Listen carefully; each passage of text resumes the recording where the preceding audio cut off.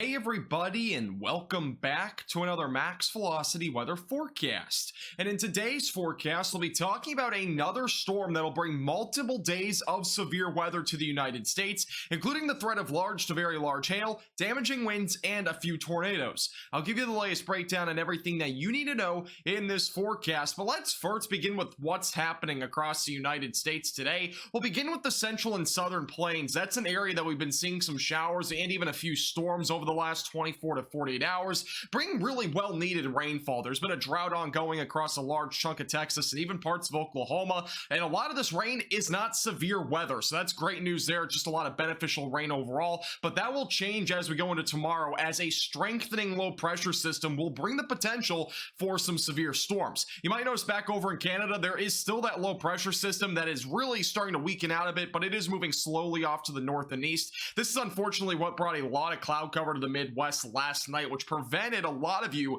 from seeing the northern lights. But the northern lights were spectacular last night. If you not already see them, make sure to check out Twitter. There's a ton of photos over there. We really do need to talk about this pattern change that's impacting the United States, because this is going to be a long-lasting pattern change. It's not going to just be 1 or 2 days. This will be a good week or two that we're going to see a very similar weather pattern. So beginning with tonight to tomorrow, you'll notice this is the jet stream. So back over to the west in the Rocky Mountains, there is some good news. There will be a low pressure system, but this will be positively tilted. That means severe weather will be a lesser impact to the United States. Now, that does not mean there's no severe weather. It just means the threat will overall be lower, because all the ingredients just will not be able to come into play with a positively tilted trough in comparison to what we've seen almost the entire month of March and April, which has been negatively tilted troughs. Once we go into Wednesday into Thursday, that will start to move over the central plains. That means showers and storms will be off to the east of this across areas like the southeast. And eventually going into Friday and Saturday, that is when a new trough will start to develop. This could become maybe a bit of a cutoff low.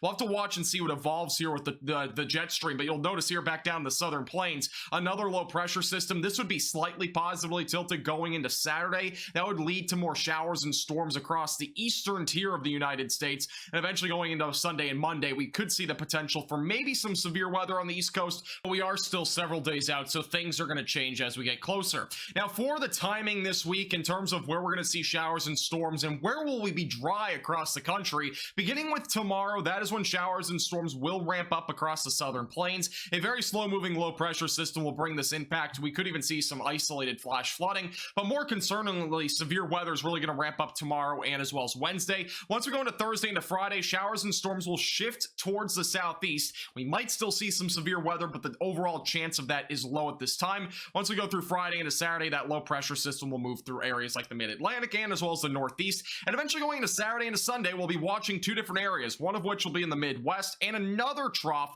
back down in the southern and southeastern tier of the country. This will also be something to watch for some severe weather. And the one back up in the Midwest will not be too concerning, at least at this time. It's more than likely just going to be some showers and storms, but if they can both kind of become combined as one unison low pressure system, we might see some severe weather really ramp up across the mid-Atlantic and northeast. So we'll have to watch that closely, but for right now, again, I'm not too concerned about that, especially since we're still several days out. Now, for the threat of severe weather tomorrow, we do have a slight risk of severe weather. A lot of this activity, both tomorrow and Wednesday, will be in the southern plains. So again, on tomorrow, we're going to be looking at that slight risk of severe weather. That is across areas like DFW, back through Abilene, Texas, and even extends down near San Antonio for the threat of severe weather. The main concern will definitely be large to very large hail. Damaging winds and even a couple tornadoes are not out of the question. Once we go into Wednesday, things are actually going to become a bit more increased in terms of severe weather, especially the damaging wind threat, because we'll be watching for a linear line of storms that could bring the potential for more damaging winds.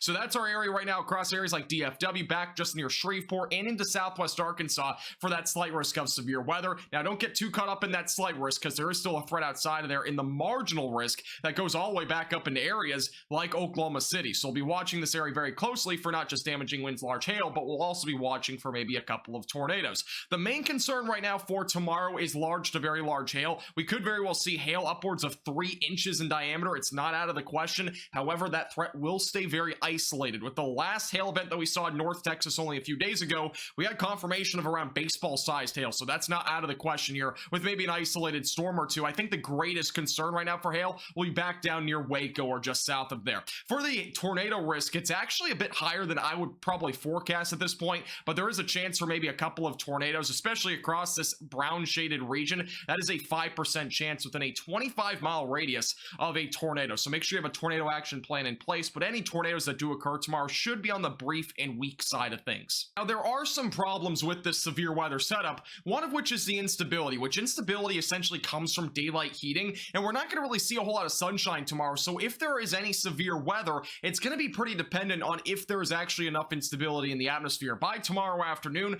there should be just enough across areas near DFW or just south of there along Interstate 35W for the chance for a few supercells to form, but again, it's not a complete guarantee with this event. That's why there's only a slight risk of severe weather. The confidence really isn't there for a full-blown severe weather outbreak or a guaranteed blow-up of storms. Another thing is we do have enough humidity, across areas like the southern plains. Dew points will be back up into the upper 50s and low 60s. Again, this isn't impressive. The buoyancy amount will be pretty low because the dew points are just not that high. Low 60s and upper 50s is enough for severe weather, but again, it'll be on the lower scale of things, and that's a big issue with positively tilted troughs. They struggle to pull up a bunch of moisture out of the Gulf of Mexico. The tornado parameter is another tool that we use to kind of indicate what the tornado risk might be, and overall, the values are under 1 south of DFW. The low-level jet will be fairly weak tomorrow, which means that low-level rotation is also going to be quite weak, so the tornado risk should stay low at this point unless something drastically changes here in the next 24 hours. But again, I'm not too concerned right now about the tornado risk.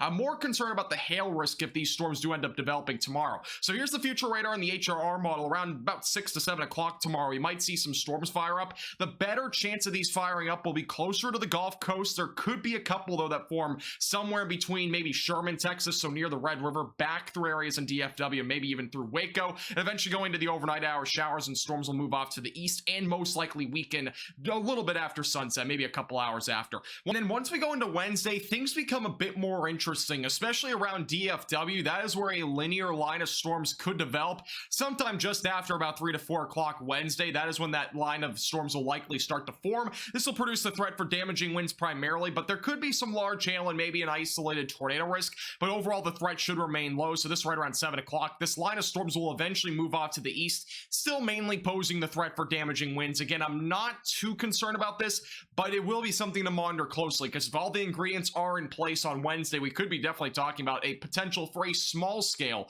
severe weather outbreak. When this is all said and done, there will be plenty of rainfall. We're talking about the threat for upwards of a half an inch, all the way upwards of maybe even an isolated 5 inches of rain across areas like Texas, Oklahoma, Arkansas, and even Louisiana, and even back through the southeast. And more good news if you like winter or even just like early spring, temperatures are forecasted to be well below average across a large chunk of the United States from Saturday up until next Wednesday, so the 29th of this month to May 3rd.